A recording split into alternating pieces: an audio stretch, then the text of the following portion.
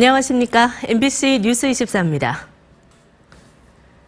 문재인 대통령이 미국 워싱턴을 방문해 오는 29일부터 이틀간 도널드 트럼프 미국 대통령과 정상회담을 갖습니다.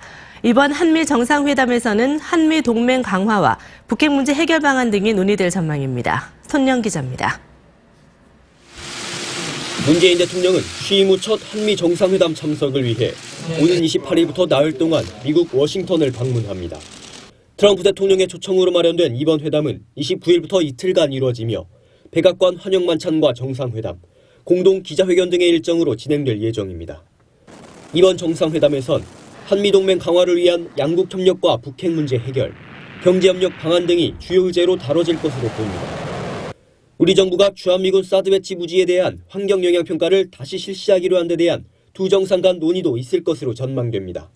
양국의 신정부 출범 이후 한 차원 높은 한미 관계 발전의 토대를 구축하기 위한 중요한 계기로서 문 대통령은 방미 기간 마이크 펜스 부통령 등 이 행정부 주요 인사들과도 별도 만남을 가질 계획입니다. 또 미국 의회와 경제계 관련 행사를 비롯해 동포간담회 등도 추진하고 있습니다. 이번 정상회담 준비를 위해 어제 2박 3일 일정으로 한국을 방문한 토마스 셰넌 미국 국무부 정무차관은 오늘 임성남 외교부 제1차관과 면담을 통해 정상회담 세부 일정과 주요 현안 등에 대한 의견을 나눌 예정입니다. MBC 뉴스 손영입니다. 문재인 대통령이 김상조 공정거래위원장 임명을 강행했습니다. 야당이 반발하면서 다른 후보자에 대한 인사청문회와 추경 예산안 처리 등에서 난항이 예상됩니다. 김천홍 기자입니다. 문 대통령은 국회 인사청문 보고서 채택이 불발된 김상조 공정거래위원장 후보자를 임명했습니다. 각종 여론조사 등을 통해 김 위원장이 적임자라는 것이 증명됐다며 더 이상 시간을 지체할 수 없다고 설명했습니다. 흠결보다 정책적 역량을 높이 평가하는 국민의 눈높이에서 김상조 위원장은 이미 검증을 통과했다고 감히 말씀드립니다. 야당은 국회 청문회와 언론의 검증까지 모두 무의미하게 만든 대통령의 독선이라며 강하게 반발했습니다. 협치 포기 선언이라고 받아들일 수밖에 없습니다. 앞서 야당은 추경 예산의 편성에 반대하기로 뜻을 모았습니다. 일자리 문제의 심각성에는 공감하지만 추경의 요건과 방식이 맞지 않는다는 겁니다. 민주당은 야당이 완전히 등을 돌린 것은 아니라며 계속해서 설득해 나가겠다는 방침이지만 당분간 추경안은 심사 착수조차 쉽지 않을 것으로 보입니다. 하지만 청와대는 강경화 외교장관 후보자의 임명도 강행하겠다는 뜻을 내비쳐 전국은 급속도로 얼어붙을 전망입니다. MBC 뉴스 김천홍입니다. 지난 9일 강원도 전방에서 수거된 북한 무인기 추정 비행체에서 경북 성주 사드 기지를 촬영한 사진이 발견됐습니다. 군 당국은 무인기의 발진 지점을 밝혀내기 위해서 정밀 분석을 진행하고 있습니다. 정동욱 기자입니다. 길이 1.8m, 폭 2.4m 크기의 무인기 내부에서 일제 고화질 카메라와 64GB 용량의 저장 장치가 발견됐습니다. 저장 장치에선 무인기가 이동하며 촬영한 것으로 보이는 수백 장의 사진이 담겨 있었는데 이 가운데 10장 정도는 경북 성주의 주한미군 사드 기지 상공을 비행하며 찍은 것으로 확인됐습니다. 사드 발사대나 X밴드 레이더 등 사드 장비를 구체적으로 식별할 수 있을 정도로 사진의 해상도는 높았습니다. 나머지 사진은 대부분 산과 임야, 민가를 촬영한 것이어서 이번 무인기의 임무가 사드 기지 촬영으로 추정됩니다.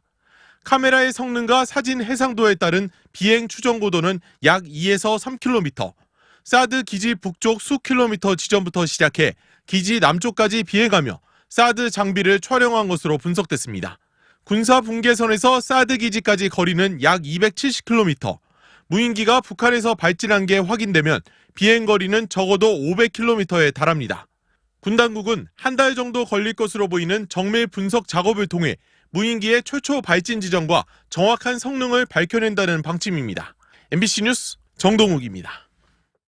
어제 저녁 7시 50분쯤 중부전선 경기도 최전방 지역에서 북한군 한 명이 우리 군 지피로 귀순했다고 합동참모본부가 밝혔습니다.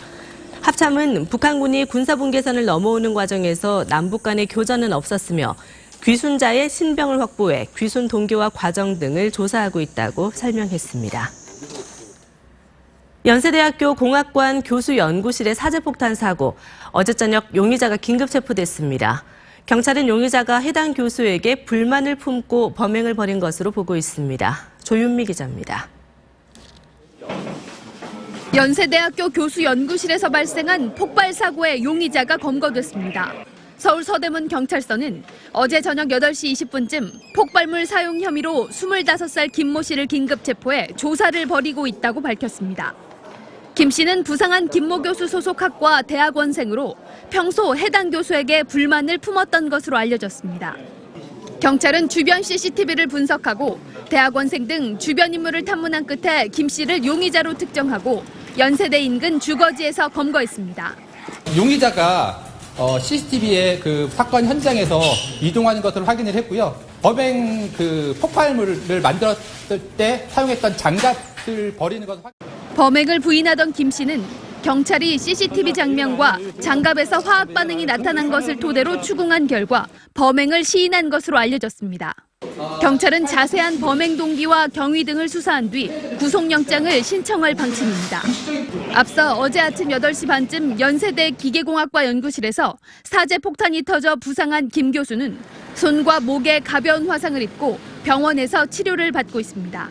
MBC 뉴스 조윤미입니다. 경남 김해의 한 주차타워에서 구조물을 고정하던 체인이 갑자기 끊어져 수리 작업 중이던 근로자 1명이 숨지고 3명이 다쳤습니다. 김원진 기자입니다. 철골 구조물에 실린 승용차 한 대가 한쪽으로 심하게 기울어져 있습니다. 주변 바닥엔 핏자국이 선명합니다. 김해의 한 병원 주차타워에서 차량을 싣는 구조물이 멈춰선 건 어제 오후 3시쯤. 복구에 투입된 근로자들이 구조물을 체인으로 고정하고 고장난 모터를 교체하려던 순간 구조물과 연결된 체인이 갑자기 끊어지면서 구조물이 회전했고 아래에서 작업 중이던 근로자들을 덮쳤습니다. 소리가 엄청나게 크게 들었어요. 폭발은 이 사고로 53살 손모 씨가 숨지고 3명이 다쳤습니다.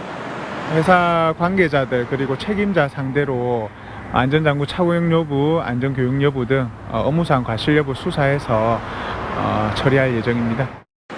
경찰은 국과수와 함께 현장 정밀 감식을 벌여 정확한 사고 경위를 조사할 예정입니다.